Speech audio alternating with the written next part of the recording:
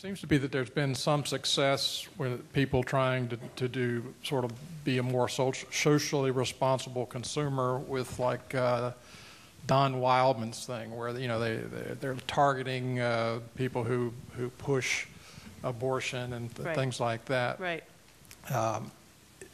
Is there a kind of a list, in some of these references, do you have some sort of list that makes that kind of shopping a little bit easier? Yeah, there are. You've got your way over here tree hugger people, but then there's somebody like a guy named Rusty Pritchard who's with the Evangelical Environmental Network, and he's just very thoughtful.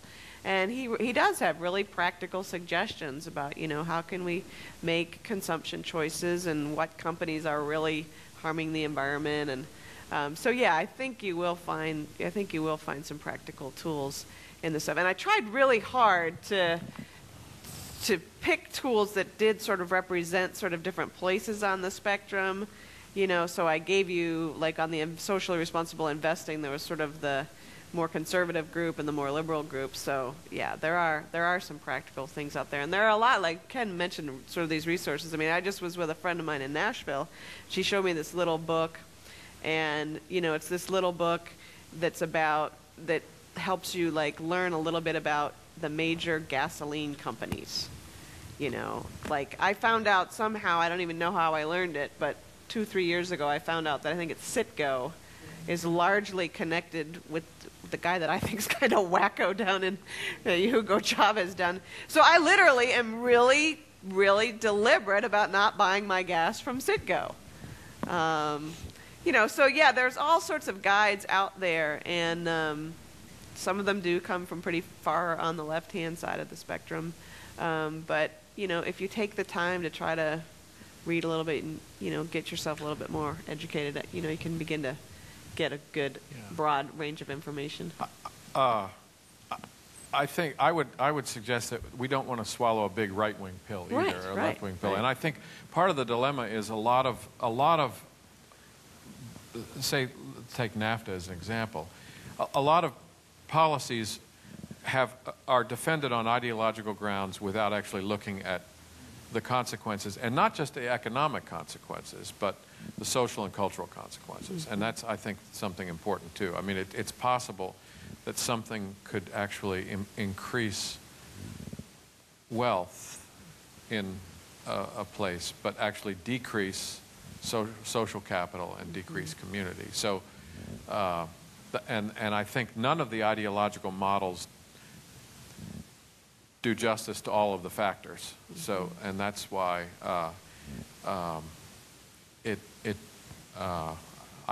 I'm less and less trustful of any ideological, and any ideologically driven. That is, here's a policy. It's right because it fits these principles, without looking at what kinds of consequences actually take place. Because the principles are often kind of blindered, I think, very often. So, and again, buying local, I'm not calling for any kind of legislation, and I'm not sure that if more and more people voluntarily bought local, it would necessarily add momentum to pressure for protectionism. That doesn't necessarily follow, it seems to me. If more and more people think it's a good thing to do voluntarily, that doesn't necessarily mean that we will end up forcing everyone to do it. I mean, some people may, but it's still a good thing to do voluntarily. So I don't want to stop doing it because somebody may make it. I don't think we should stop doing something that's good because somebody may make a law about it. I guess I don't understand that logic. So it's 12 o'clock. All right. Well, let me wrap up for us. I want to thank Amy and Ken for being here and speaking with us this weekend about just helping us to understand more of the economic climate that we find ourselves in and how God calls us to navigate our lives in the midst of the times that we live in. So let's thank Amy and Ken for coming.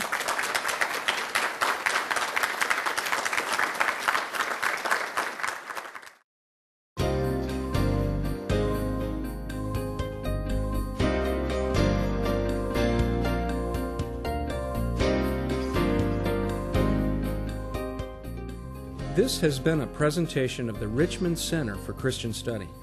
If you would like to obtain more information about the Study Center, or if you would like to support the Center, please visit us on the web at richmondstudycenter.org.